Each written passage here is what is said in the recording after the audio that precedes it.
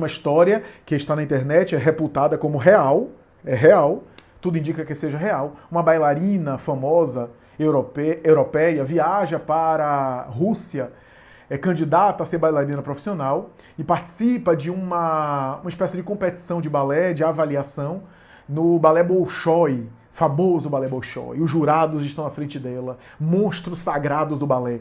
E ela dança maravilhosamente bem, se esforça ao máximo. E quando acaba, um dos jurados que aborda ela dizem as palavras que mais doeram e que marcaram a vida dela para sempre.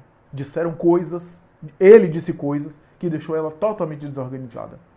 Disse para ela que ela não tinha habilidade para ser bailarina, que ela procurasse avaliar se ela realmente queria aquela carreira, porque tudo indica que ela não tinha físico, não tinha estrutura. As bailarinas têm que ter certos tipos físicos que são mais favoráveis.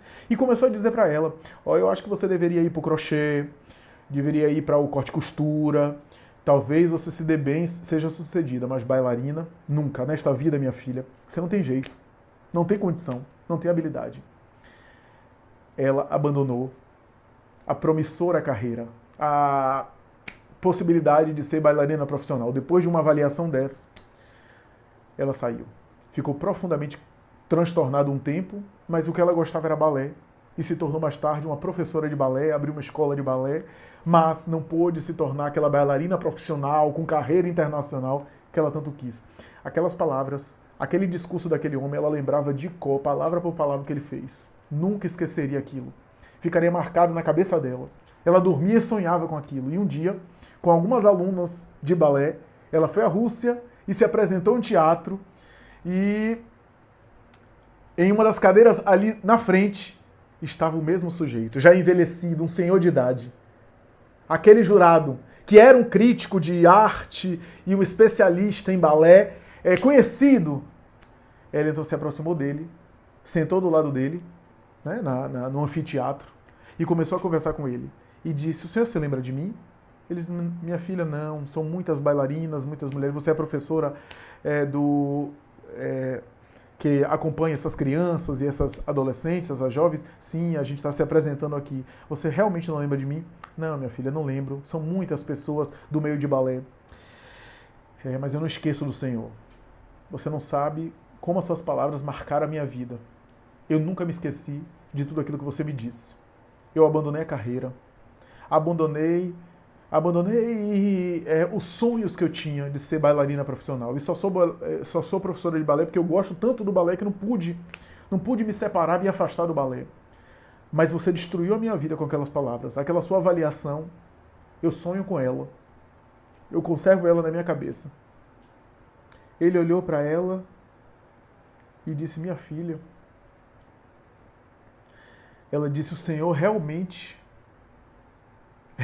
acha isso de mim? Eu realmente não tinha condição de ser realmente bailarina profissional? Ele disse, minha filha, eu acho que você realmente não tinha condição. Sabe por quê? Eu vou lhe contar uma coisa. Eu fazia isso com toda menina. Toda bailarina que passava pela competição e que avaliava, eu tinha o papel de fazer isso. De criticá-la, de dizer que ela não tinha jeito, de dizer que ela não tinha perfil. Eu fazia isso com todas as pessoas. E por isso que eu fiz isso com você. Mas, minha filha, se você desistiu da sua carreira por uma opinião de uma pessoa, é porque realmente você não tinha condição de levar adiante, porque você não carregava o ideal forte. Porque se você carregasse, você ouviria a minha opinião, você ficaria talvez transtornada, mas você não desistiria do seu ideal, da sua aspiração, da sua ambição de bailarina. Ora, essa história pode ser avaliada de vários aspectos, de várias formas, pode ser refletida de inúmeras formas, mas não há como negar que essa história fala de autoconhecimento.